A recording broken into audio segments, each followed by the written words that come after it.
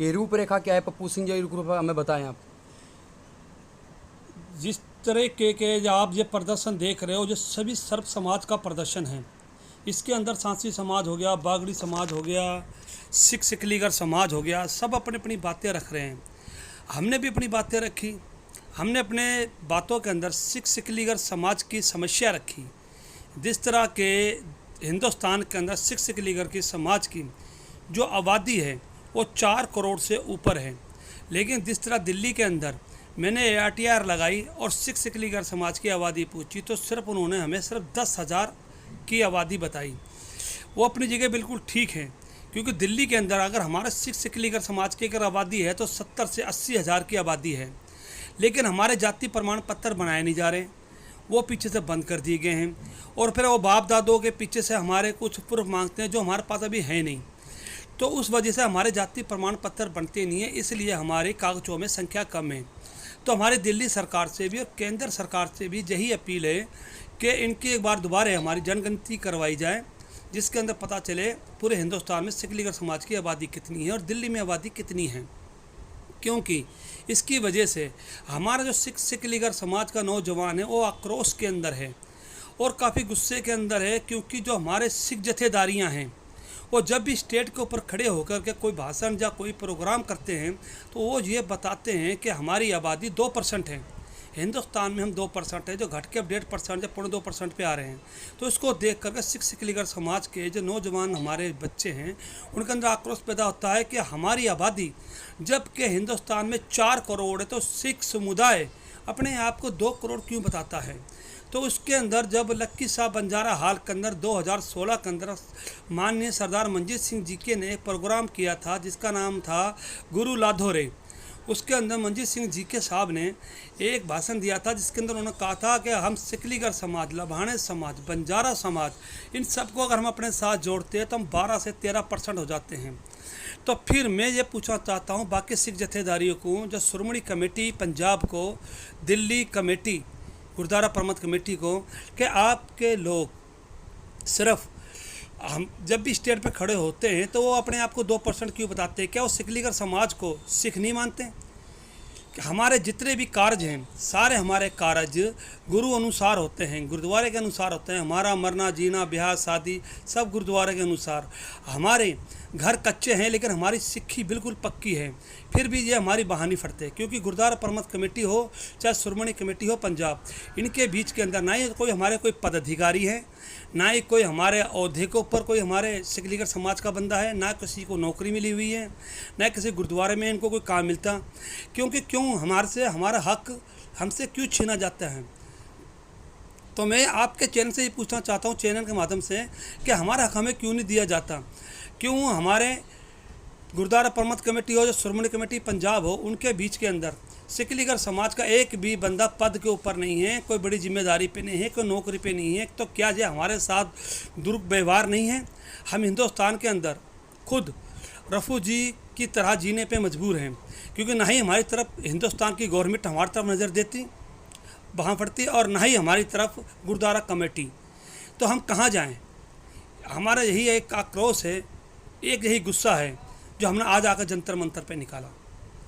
इसके अंदर हमारे साथ सरदार जिले सिंह और पंजाब सेल के, और मैं दिल्ली से सिख सिकलीगर समाज का प्रधान सरदार पप्पू सिंह। मैं यही पूछना चाहता हूँ अपने समाज से, अपने सिखों से, क्या हम सिख नहीं हैं? क्यों नहीं मानते? क्योंकि जब गुरु गोविंद सिंह महाराज ने 5 प्यारों को अमृत पान करवा करके उसने जाति पाति का सबको भेदभाव ख़त्म कर दिया था, तो फिर क्यों सिख जथेदारी हमारे से ये भेदभाव क्यों करती है? मैं यही पूछना चाहता हूँ कि कम से कम हमारी बात तो पढ़ें। हमारे हर गुरुद्वारों के अंदर, जैसे हमारे ऐतिहासिक गुरुद्वारे हैं, हमारी स्कूलें हैं, हमारी कॉलेजें हैं, गुरुद्वारा प्रबंध कमेटी के पास काफ़ी ITI लगाने की RTI खोल रखी हैं, तो क्या इनके अंदर क्या हमारे लोग काम नहीं कर सकते? जो हमारे पढ़े लिखे बच्चे हैं उनको नौकरी दी जाए। जो हमारी माता बहनें बाहर जूठे बर्तन और झाड़ू पोछा करती हैं कोठियों में जा कर के, तो क्या उनको गुरुद्वारों में नौकरी नहीं दी जा सकती? डिस्पेंसरियों में नौकरी नहीं दी जा सकती? आपके ITI में नौकरी नहीं दी जा सकती? ऐसे अन्य संस्था हैं हमारी गुरुद्वारे की तरफ से जो चल रही हैं, क्या उनके अंदर हमारे लोग नहीं रखे जाते हैं? लेकिन हमारी बाँह नहीं फटते। हम आपको बड़ा भाई मानते हैं, लेकिन आप लोग हमारे को हमेशा छोटा भाई मानते हैं। लेकिन छोटा भाई भी लगता है कि अब हमें आपने मानना बंद कर दिया, क्योंकि अब कुछ अमृतधारी लोग भी हमारे रंग और हमारे सिख लीगर समाज के ऊपर नाम सुनते ही जैसे कि उनको कोई दिक्कत सी हो जाती है। समझ में नहीं आता कि वो एकदम नाराज़ से क्यों हो जाते हैं। जबकि सिख लीगर समाज, मैं ये मानता हूँ कि पक्का अगर कोई सिख लीगर समाज हमारा जो है, नहीं देखो, गवर्नमेंट से तो नहीं, गवर्नमेंट से भी हमारी यही तो कमी है कि गवर्नमेंट ने भी तो हमारी तरफ बाहर नहीं फटी ना। गवर्नमेंट के अंदर ना ही तो कोई हमारा नगम पार्षद है हमारी दिल्ली सरकार, हिंदुस्तान की सरकार के अंदर, और ना ही हमारी दिल्ली सरकार के अंदर, क्योंकि ना ही हमारे नगम पार्षद, ना ही कोई हमारा एमएलए, ना ही कोई हमारा मंत्री। तो मैं ये पूछ रहा हूँ, हमारी बातें अगर पार्लियामेंट में कोई रखेगा कौन? कोई नहीं रखता। हमें एक सिखों पे, हमारी जो सिख जत्थेदारी है हमारी, उन पे आस थी, लेकिन वो भी हमारी बात नहीं पड़ते। तो इसलिए हमें जंतर मंतर पे आकर अपनी बात रखने का मौका मिला, और हम बात रखते रहेंगे जब तक हमारी डिमांडें पूरी नहीं होंगी, जब तक हमारी मांगें पूरी नहीं होंगी, जब तक हमारे को हमारा हक नहीं मिलेगा, तब तक ये हमारा प्रदर्शन चलता रहेगा। मैं आपके नहीं, देखो जी, गवर्नमेंट की तरफ से भी हम नशा रखो, हमारी सरकारी नौकरी तक नहीं है। बताओ जी, हमारे 75 साल से 70,000 सिख लीगर समाज दिल्ली में रहता है, एक भी सरकारी नौकरी पे, पूरे हिंदुस्तान के अंदर कहीं भी सिख लीगर समाज पे नौकरी नहीं है। अब मैं आपके चैनल के माध्यम से बताना चाहता हूँ, हिंदुस्तान में कहीं भी सरकारी नौकरी पे सिख लीगर समाज का बंदा नहीं है, जबकि हमारी आबादी 4 करोड़ है। ना ही तो इन्होंने कभी सरकार के अंदर उनको हिस्सेदारी दी। तो ये तो हम अपना आरक्षण मांगने की कोशिश नहीं कर रहे हम, लेकिन हम अपना हक तो मांग रहे हैं। हमें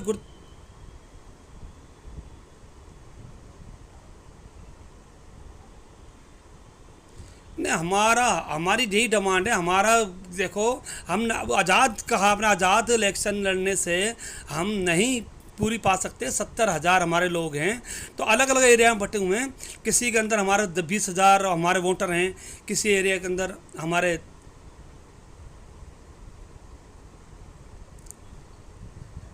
पार्टी टिकट देती, तो पार्टी टिकट देगी तो हम लड़ने के लिए तैयार हैं, हमारे लोग लड़ने के लिए तैयार हैं। लेकिन पार्टी हमारी बाँह तो फड़े, हमें खाली वोटर खाली इस्तेमाल कर रखा है। ऐसे हमें गुरुद्वारा कमेटी जो है वो भी हमें इस्तेमाल, गुरुद्वारा कमेटी वो भी हमें इस्तेमाल ही करती है। वोट लेकर चले जाते हैं हमारे, वो हमें सब वोटर बना कर रखा हुआ है, लेकिन किसी भी हमें कमेटी में कोई हिस्सेदारी नहीं दी जाती। हम यही तो हमारी डिमांड है, ये हमारी नहीं। शिकायत तो हमारे गुरुद्वारा प्रबंधन कमेटी से भी है, और हमारी शिकायत दिल्ली पंजाब कमेटी से भी है, श्रोमणी कमेटी से भी है, और दिल्ली सरकार से भी है, और केंद्र सरकार से भी है। तभी तो हम सारी अपनी बातें यहाँ पर रखने के लिए आए। देखो जी, देखो जो 1984 में जो कत्लेआम हुआ, सिखों का भी उतना खून बहा जितना सिख लीगर समाज का बहा। नहीं, फिर भी हमारा हक हमें नहीं दिया जाता। नहीं, देखो जी, मैं वही बात रखूँगा जो मेरे बातें हैं। मैं आपके पर्सन से बातें नहीं रख पाऊँगा, मैं आप मुझे घुमाने की कोशिश कर रहा हूँ। लेकिन देखो जी, नहीं, लेकिन मैं जो बातें रख रहा हूँ, मैं अपने समाज के हित की बातें रख रहा हूँ। मेरी लड़ाई जो है, मेरी गुरुद्वारा प्रबंधन कमेटी से, मेरी अपनी सिख जत्थेदारी से भी है, और मेरी हमारी हिंदुस्तान की सरकार से भी है, और दिल्ली सरकार से भी है। ये लड़ाई हमारी जारी रहेगी, इसे आपके चैनल के माध्यम से। देखो जी, यहाँ आपकी बात है, ये प्रोग्राम उसी के लिए हो रहा है। धन्यवाद। हाँ, ठीक है, मैं आपका धन्यवाद करना चाहता हूँ।